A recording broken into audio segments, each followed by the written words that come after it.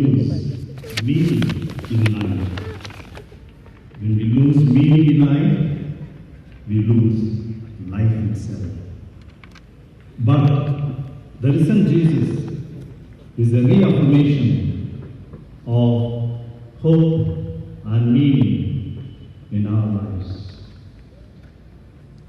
My dear sisters and brothers in Jesus Christ, after 40 days of Lent and the climax of the Holy Week, now we have reached the day to sing Hallelujah, Jesus is risen. Resurrection or the Easter is the foundation of our faith. That is why St. Paul very beautifully says in 1 Corinthians chapter 15, he explains the significance of Jesus' resurrection.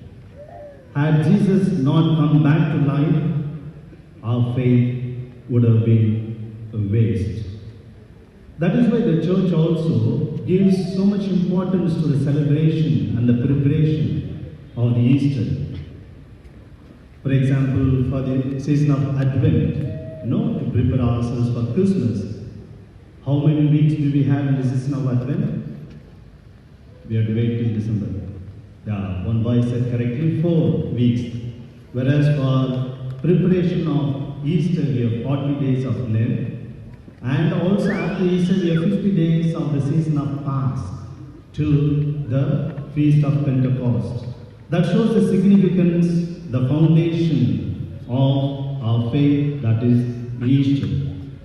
Therefore, my dear friends, we need to have some clarity about the very fact of Easter celebration. Therefore, today my sharing will be having 2 parts. Part 1, the fact of resurrection, and part 2, the message of resurrection. Part 1, a few words about the feast of resurrection, the feast of Easter. The celebration of Easter is always changing every year, right? Unlike, for example, Christmas.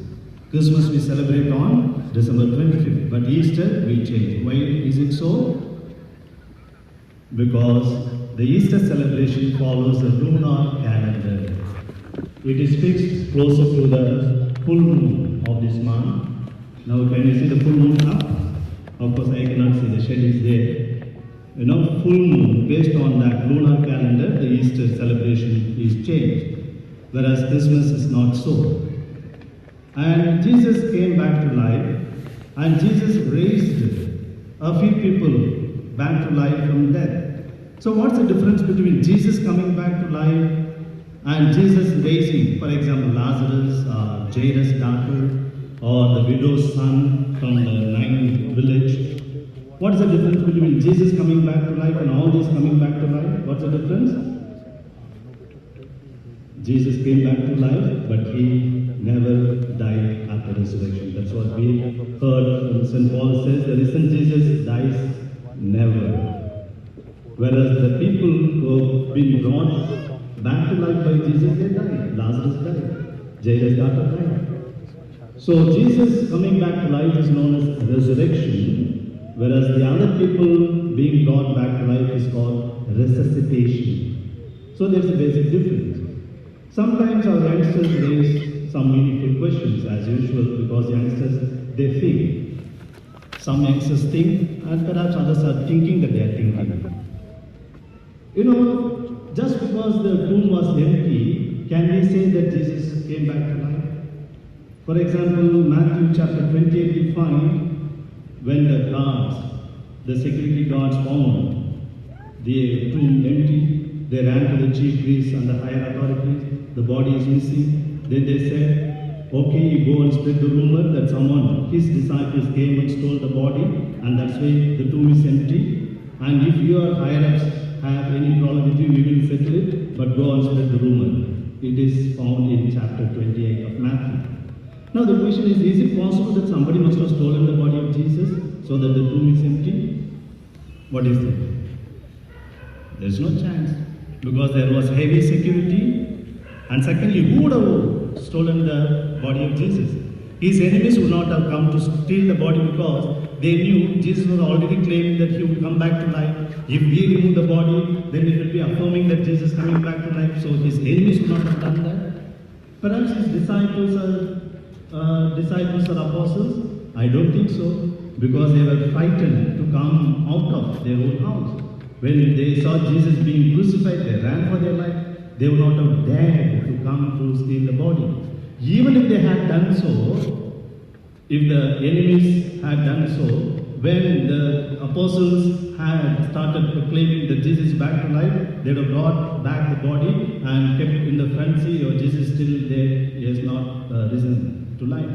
So there is no chance for anybody to steal the body from the cemetery, from the graveyard. Or perhaps is it an imagination of the apostles, or hallucination or illusion that Jesus came back to life? What do you think? You don't have any imagination of that. What's the difference between illusion and hallucination? Illusion is something is there, but we mistake it to something else. Suppose a piece of rope, we think it's a snake, or vice versa, it's an illusion. But there is nothing actually, but still I see a snake, that is hallucination. Or another example, if I think that you are all listening to my homily, that's an illusion, perhaps. But when there is nobody in the ground, but still I think people are listening to me, that is hallucination. Now, is there any such thing would have happened? No. Because Jesus appeared to several people at several occasions, to big numbers, different numbers, and he had a conversation. He ate with them, they touched him. Therefore, it is not hallucination or imagination or illusion. Or is it that the apostles created the story just to make their livelihood? No. Because they were all afraid, right? They would not even associate themselves with Jesus. Then how would they create this story, imagine story for their livelihood? That's also not possible. Some would ask, why did not the risen Jesus appear to Herod or Pilate or the chief priest? Perhaps if you and I were there in this Jesus' position, would have said to Pilate, hey, see, I have come back. You crucified me. Annas, Caiaphas, see, I am here. We would have raised our collars and told them. But Jesus did not do that. Why? Perhaps in my opinion, if he had appeared to the chief priest, they would have tried to kill Jesus again. They would not have started believing in Jesus. Why? Because we have again a proof in the Gospel. John chapter 12 verse 11. When people began to believe in Jesus because of Lazarus who was brought back to life, the chief priest thought of killing him because he was the instrument to increase the faith among the people. So if these chief priests are thinking to kill the person who was revived by Jesus, do you think that they would have left Jesus if he had appeared to them? And above all, my dear friend, Jesus would not go for cheap popularity, cheap advertisement. He never did that in his life. After doing miracles also, he tells the beneficiaries, don't tell others. Because they would think that Jesus is a miracle wonder worker. They would not come to him to listen to the message or to have faith in him. Rather, just for the miracles or eating bread or getting healed, they would come. That was not the right spirituality for Jesus. So even in his life, he was doing that. Therefore, after resurrection also, he would not like to have cheap popularity and so on. Rather, Jesus thought, let me appear to my people, disciples and apostles. Let them be charged with that experience of resurrection. And let them go and tell the world that Jesus is risen. That would be more effective than for Jesus himself appearing to them, say, I have come back. Perhaps that's why Jesus didn't come. Or is it a cooked up story that Jesus is resurrection? No. Because as we heard in the Gospel, the women go and tell the apostles that Jesus is risen. If it were a cooked up story, the Gospel writers would not have put that message in the mouth of women, in the words of women. Because the Jewish society, they did not take women or children seriously. So if they wanted to create some cooked up story, they would have created some other way. So considering all this, my dear friends, the resurrection was true, real, trans-historical reality. And after the deep experience of the risen Jesus, and once they receive the Holy Spirit, their total life will change, as we find in the book of the Acts of the Apostles, chapter 2. St. Peter says, very boldly, he tells at the face of the Jews and the chief priests and all the authorities, Jesus of Nazareth, he was a man from God. God proved it through the deeds of power and many wonders. But you crucified and killed him. However, God raised him up, freed him from death, because it was impossible for death to hold him. We are all witnesses to that. Hallelujah. From where Peter got the courage that changed their lives, my dear friends. Therefore, Easter is the center, the foundation, the beginning and the ending of our Christian life. That's what Karl Arnold beautifully says. The Gospels don't explain the resurrection. The resurrection explains the Gospels. I repeat, the Gospels don't explain the resurrection. Resurrection explains the Gospel, and very true. My dear friends, coming to the second part, what is the message of this Easter or resurrection? We can have any number of reflections necessary. From the beautiful vigil that the exalted fathers sang beautifully, so many insights are there. From the readings that we had, from the very liturgy, or from the very fact we can have many meanings. Jesus is not buried, but Jesus is planted. There's a difference between burying something and planting something. A seed is not buried but planted. That's why it gives plant and fruits. That's why the power of life is amazing. One can count the number of seeds in an apple, but one cannot count the number of apples in a seed. Am I right? One can count the number of apples in a seed. You just cut over the apple, you may see 7, 8 seeds. I don't know, today you check at home. But can you see the number of apples hidden in that one seed? When that seed is planted, tree, hundreds and thousands of fruits. From there, several hundreds and thousands of seeds and plants goes on. That is the power of life. If a created being can have such a power of life, what about the creator? What about the author of life?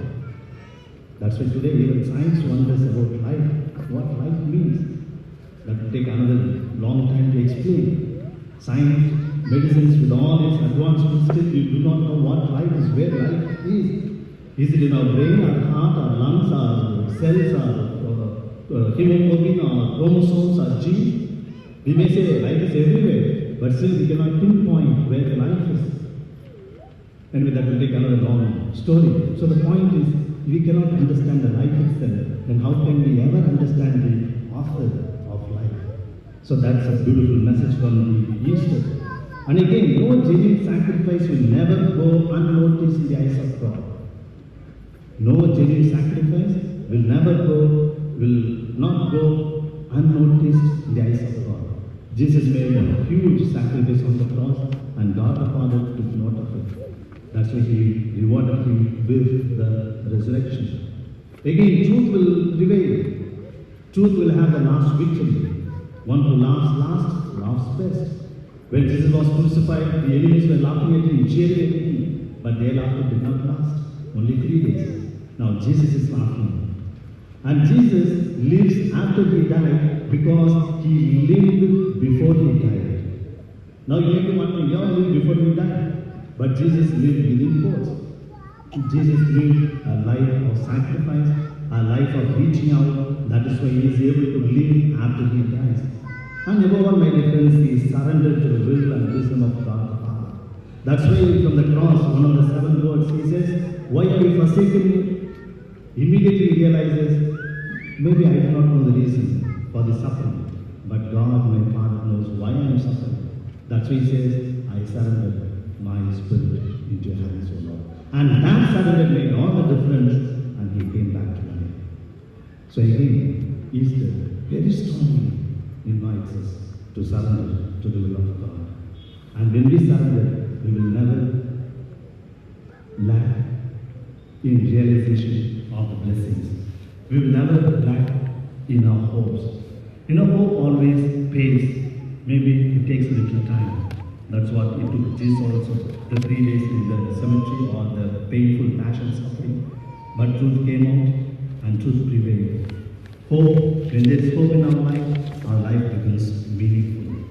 And when we lose hope, we lose meaning in life. When we lose meaning, we lose life itself.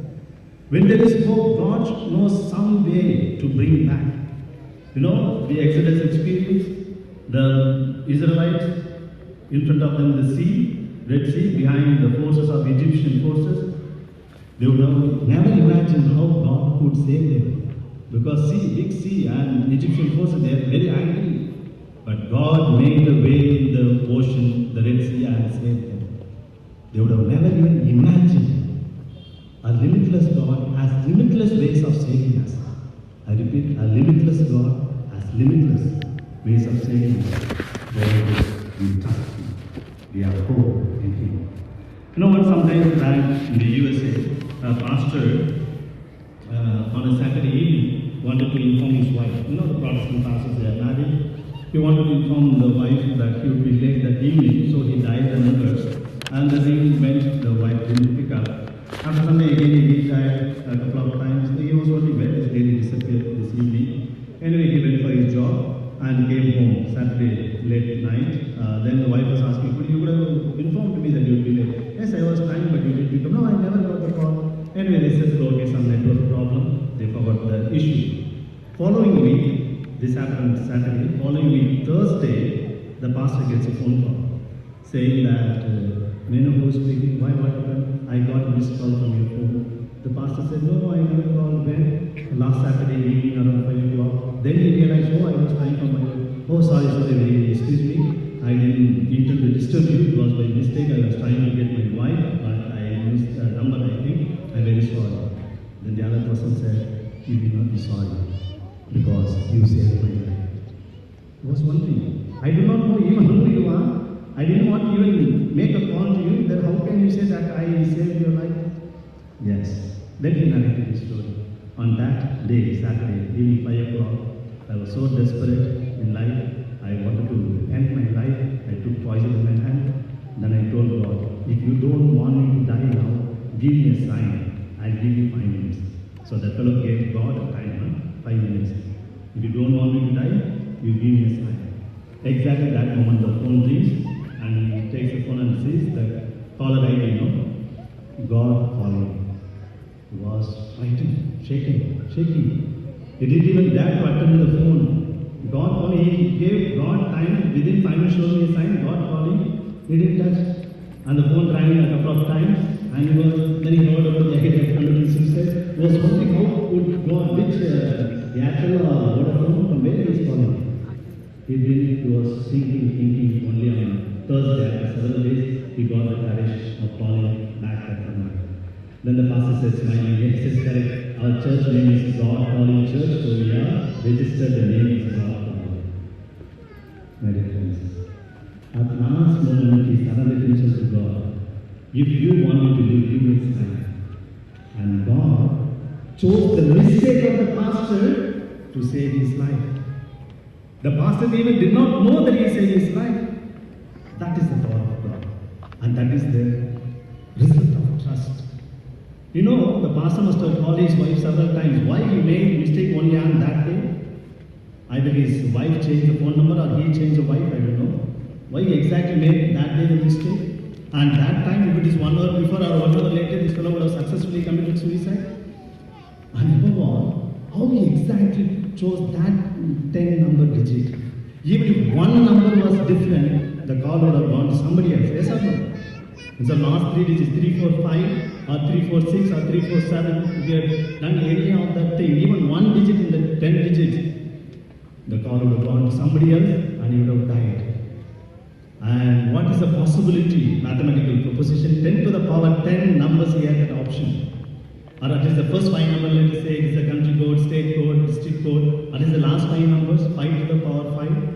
So many thousands and millions of options, possibilities are there. But of all the millions of numbers set up, he chose that number by mistake. For us and for him is a mistake, but not for God. God is so powerful. That's why we never have to lose hope in God, hope in the ways of God. And when we don't lose the hope, naturally we will not lose meaning in our lives. Now, in order to not to lose hope in God, we need to count our blessings, my dear friends. Very often we take them for granted, the number of blessings that God has given to us. We always think of the one thing which God has not given after praying many years, many days or weeks or years. Only that we'll be thinking. We gloriously forget all the hundreds of things which God has given to us without our asking. Very simple example. At home, children may be asking their parents for one chudidar or phone or whatever maybe. They may say not now, maybe later, next time for your birthday or for your Christmas or when you grow up. And the children will be thinking only that, oh, I asked my parents, they did not give. They'll be thinking only that thing which they did not give. In the process, they'll be gloriously forgetting all the 100 things that the parents are doing to the children without asking. Preparing their food, washing their clothes, getting them ready for the school, preparing their bed. The children are not following. We are also children in the eyes of God. But we need not do the same mistake the children do because we are grown-ups. We need to be aware of God's blessings. A couple of examples I can give. If you have a family to live with, if you have someone to share your joys and sorrows, then you are more blessed than millions of people who don't have a family, who have never even experienced what love is, as they don't have anyone to love or to love. That's why I'll tell you, if your wife fights with you, if your husband fights with you, be happy, at least there is someone to fight with you. I'm not encouraging fight. The point is, millions of people don't have anything to love or to be loved.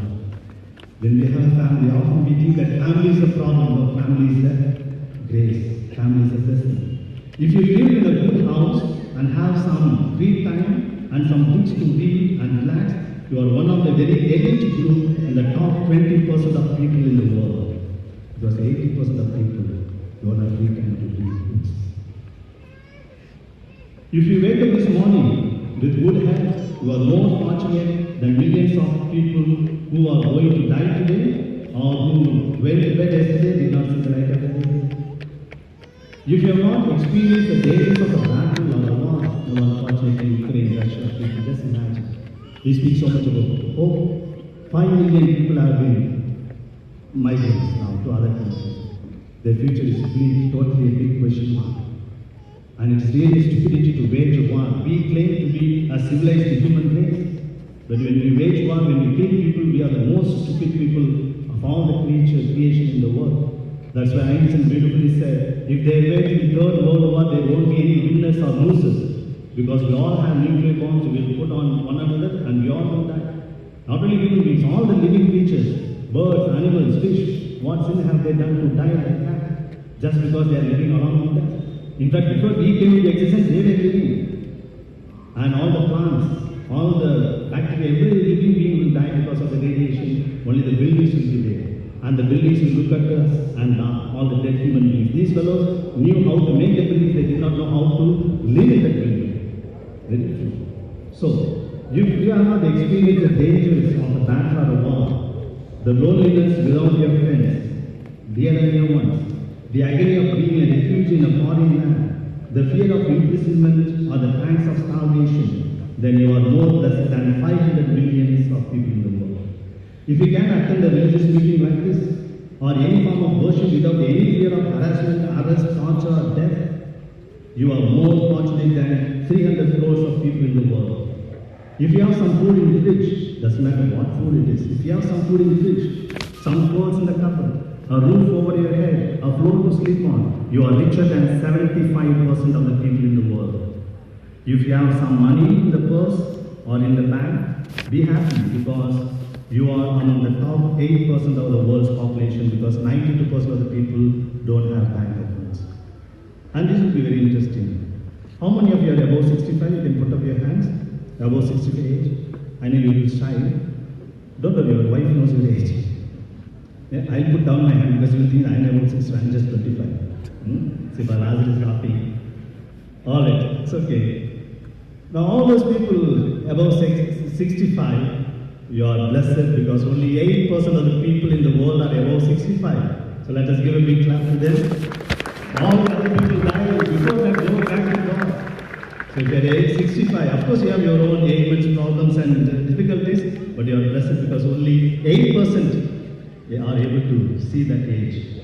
My dear friends, if all these facts don't convince you, because some of you look very suspiciously, if all these things don't convince you, at least think about this one. If you are able to hear this message, you are more lucky than the thousands and thousands of people who are born deaf. Am I right? If you are able to read this message, of course it is written, you are more fortunate than the millions of people who are blind. Of course, the deaf people and the visually handicapped people, they have other talents, it is true, but not able to speak, not able to see, it's a big problem. Sometime back, the CRY Foundation, Child Relief and Youth, CRY Foundation gave an advertisement in the television. It's a social organization helping children in their education, and they want to remove the child labor, they want to educate children, and they have the advertisement 2 or 3 lines written on the screen of the television upside down. The lines written upside down, it says, if you are not able to read these lines because they are written upside down, don't worry, you are more fortunate than millions of children who don't even know that it's a language written upside down. Very true. We know it's a language written upside down, but there are, unfortunately, illiterate children, they do not know it is a language written upside down. At least this must have convinced you, my dear friends. Yes, when we don't count our blessings, we lose hope in life. When we lose hope, we lose meaning in life. When we lose meaning in life, we lose life itself. But the risen Jesus is a reaffirmation of hope and meaning.